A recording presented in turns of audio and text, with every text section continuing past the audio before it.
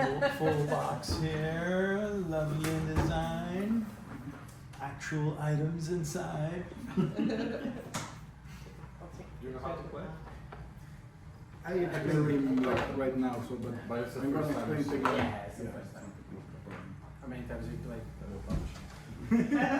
Tommaso is one of the play testers. You're guinea pig. Great, so Marco, tell us about your fantastic game. Yes, thank you. So this is Tiny Tobin's Ultimate Mischief. Here we see all the components. It's a game that's played on a board that's made up of these modular rooms. So each room has one specific rule to it, and they are of two types.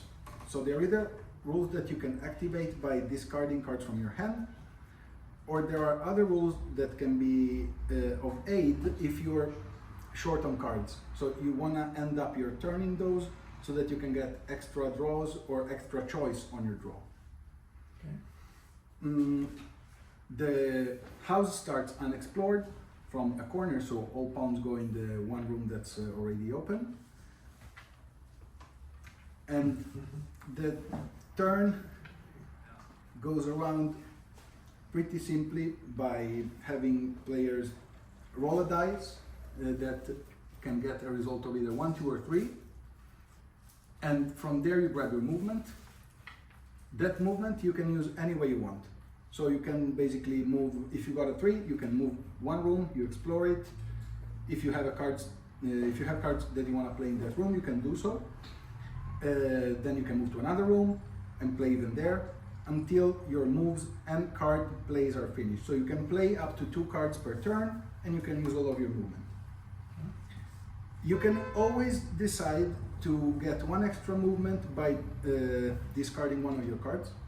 So if you're short on movement, that's a way to get out of troubles.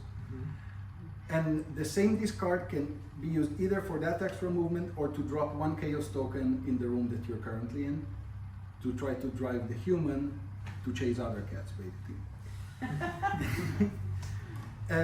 The cards that you have in your hands are only of 2 types. There is the Mischief cards that contain mischievous actions that allow you to collect victory points, but they also force you to drop chaos tokens in the room where you're currently at. At the end of each player turn, the human activates, and the human chases the room with the most chaos. It moves towards the room with the most chaos by as many spaces as the number of chaos tokens in that room. So if a room has a ton of chaos, the human will run there very fast. And when it encounters chaos, it cleans it up. And if there is a cat in the room with the chaos, that cat is going to be considered guilty, so it loses 2 mischief points. The human is automated, but it's really weaponizable against other players. That's the idea. And it always prefers to move vertically if it can to reach its objective. So the first thing that it does is it gets in the same row as the room of choice, and then it moves there horizontally. What else? Oh yeah, there is a couple of icons here. The icon makes the human activate immediately. So if you roll that by accident, instead of waiting for the end of your turn for activation, it will activate right now, then you have to reroll for movement. So it could catch you by surprise. And if you do the positive vibes icon, that one gives you 3 movements, and you can move the human by 1 in any direction of your choice, activating it so it can catch other cats as you move it. One rule is you cannot play mischief cards in the room with the human. And I think that's about it. The second type of cards, I didn't explain it to you yet, it's simply prank cards.